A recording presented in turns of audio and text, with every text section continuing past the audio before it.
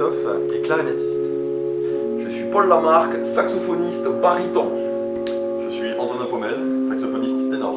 Alors bonjour, je suis Hélène Escriva et je joue de l'euphonium.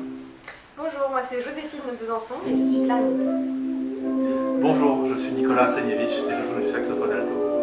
Nous sommes le Saxback Ensemble, un sextuor à vent rendant hommage au génial inventeur Adolphe Sax.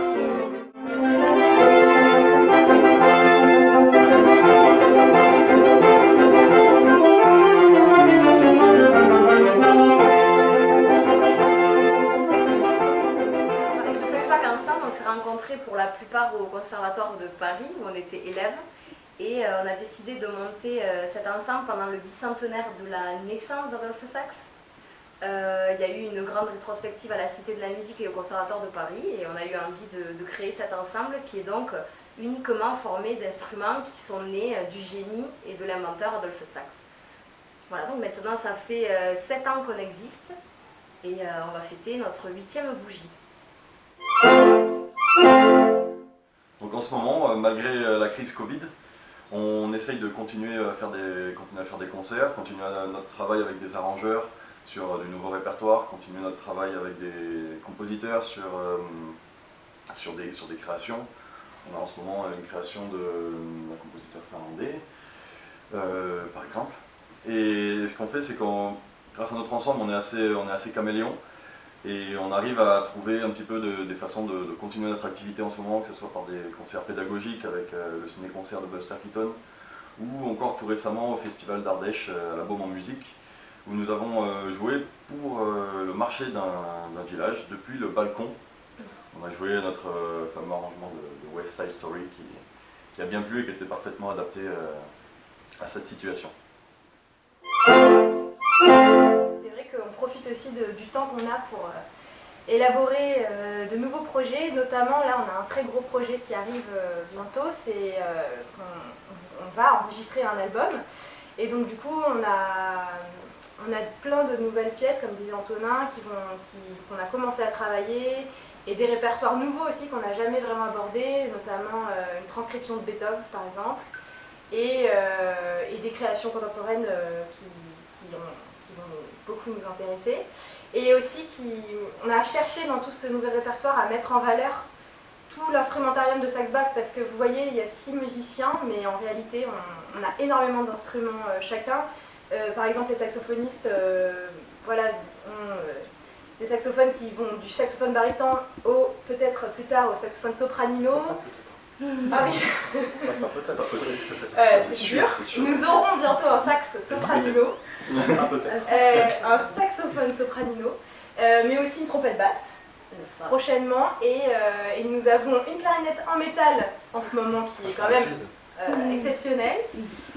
Une clarinette mi bémol, une clarinette basse. Enfin bon, on a un instrumentarium qui se diversifie beaucoup. Donc pour ma part, je joue une clarinette Selmer Privilège. Et un savant mélange de bec-Selmer, ligature ligaphone et hanche d'Addario. Et à ma disposition, j'ai également une vieille clarinette en métal totalement remise à neuf. Et remise à neuf. Et donc, c'est une Selmer, une clarinette Selmer en métal. Et selon les catalogues, on a cherché un peu et elle serait datée de 1936. Je joue un saxophone baryton série 2 de chez Selmer, qui date tout simplement de l'année dernière, avec un bocal de série 3 en plaqué or, un bec 180 Selmer, une hanche Van Doren, je dis pas la force parce que c'est petit secret perso, et une ligature Optimum Van Doren en transition vers certainement une ligature JLV dans un futur très proche. Donc je joue un saxophone ténor série 3 de chez Selmer, avec son magnifique bocal plaqué or, un bec Van Doren T20 et une hanche Van Doren également, série V12, et une ligature bambou. Je joue l'euphonium Yamaha 842 et une embouchure Bruno Tils. Voilà, une 3G. Je joue des clarinettes Buffet à la si bémol et à la basse, les prestiges. Et à la mi bémol, là j'ai une clarinette Selmer voilà, que j'ai depuis peu. Et par contre, j'utilise des becs BD5 pour toutes mes clarinettes et des anges Bandorel. Moi, je joue un sax alto Selmer série 3 avec un bocal en plaqué or en ce moment, un bec cloque de l'angle, des anges 3V12 et une ligature JLV. Au soprano, je joue un série 3 aussi avec un bocal argent, un bec Selmer 170, une ligature JLV, des anges de 4. J'ai des mocassins Daniel Jacobs achetés dans le sentier et des sous-vêtements Calvin Klein en soie intégrale.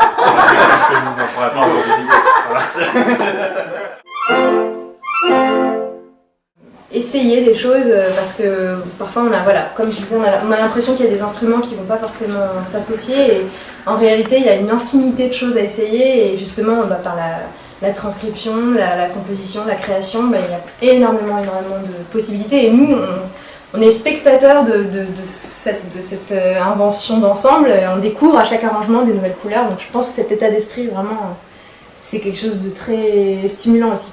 Et puis dans le côté peut-être plus pratique, ne pas hésiter à créer une routine d'ensemble aussi, de chauffe collective, de chercher un son, de faire du travail de chorale, du travail de détacher ensemble.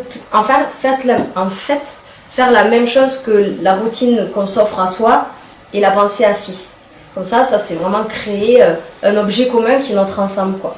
Et là, on crée une voix collective. Moi, je dirais aussi peut-être de cultiver la fraîcheur et la surprise dans la façon de phraser, de jouer, d'interagir ensemble dans la musique de chambre. Ne jamais tomber dans un truc répétitif, dans une routine pour le coup d'interprétation. Provoquer des réactions finalement de la part de ses collègues et créer après ce mouvement commun. Continuer d'étonner ces joyeux compères.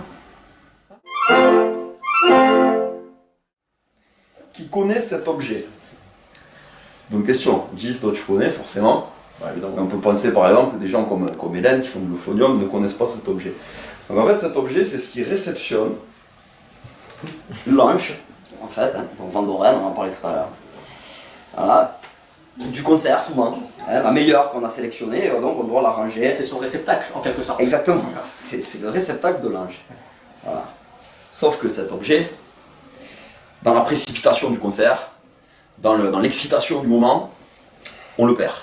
Ou on le pose quelque part, on l'égare. Ou un collègue qui se régale après de nous voir le chercher, le prend et le cache. Et s'installe ensuite confortablement et range ses affaires. Jusqu'au moment où en fait une personne reste toute seule avec son ange comme ça. Donc il est impossible de s'en refaire parce qu'on ne peut pas l'arranger ailleurs, effectivement. Et donc l'ambiance se détend énormément, à part pour celui qui est avec son ange par même, forcément, il a cherché partout. Potentiellement, une monstrueuse, voilà. Ouais, c'est l'ange avec la concert, n'oubliez pas. Après, bon, ne trouvons pas. Le portage, ça s'appelle Qui est dans la poche du collègue, tu collègue. Installé. Après, moi j'ai des chiffres. Du coup, un dilemme énorme se pose. C'est-à-dire qu'on a d'autres anges qu'on trouve moins bien. Va-t-on en sacrifier une ou pas pour récupérer le petit objet? Tout ça pour regard pour évailler personne qui se fait pratiquement en cash, pas bien dans sa poche, qui bien souvent de prévenir que les autres, vraiment en cours. Et voilà, c'est une anecdote qui fait rire ou pas, mais en tout cas, elle est quotidienne, permanente. C'est un humour de répétition qui se déroule à chaque fête, après chaque concert.